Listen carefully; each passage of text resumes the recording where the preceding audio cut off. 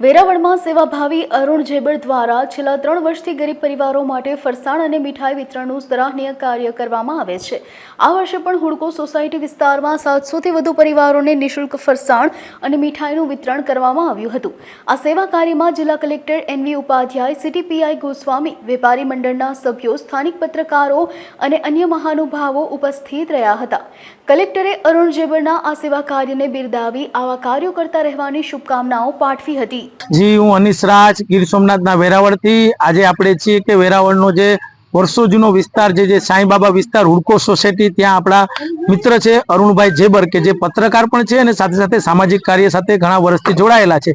छेल्ला 3 वर्षथी सातम आठम तहेवार निमित्ते आ स्लीम विस्तार के ज्यां हुडको सोसायटी कहेवाय ते दरेक परिवार दीठ मीठाई तेमज फरसाणना पेकेट घर दीठ નું વિતરણ દર વર્ષે કરે છે। તેવી જ રીતના આ વખતે પણ આ વખતેની ખાસ વાત એ છે કે આપણા જિલ્લાના માનનીય કલેક્ટર એનવી ઉપાધ્યાય સાહેબની ખાસ ઉપસ્થિતિમાં એમના દ્વારા આ આયોજન કર્યું હતું। ત્યારે સાથે સાથે વેરાવળ સીટીપીઆઈ ગૌસ્વામી સાહેબ તેમજ વેરાવળ શહેરના વરિષ્ઠ પત્રકારો અને રાજેશભાઈ મોનાલિસા ફોટોગ્રાફર તેમજ એમના મિત્રો પણ અહીંયા ઉપસ્થિત રહ્યા હતા। વેપારી સંગઠનના મિત્રો પણ હતા।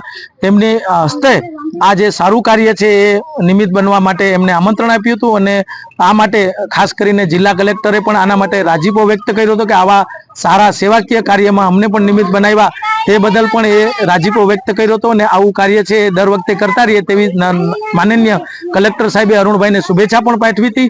અને આખો સરસ મજાનો કાર્યક્રમ અંદાજિત 700 જેટલા પરિવારોને મીઠાઈ અને ફરસાણ આપી અને ઉજવ્યો હતો કે આવનારા તહેવારને સારી રીતના લોકો ઉજવી શકે।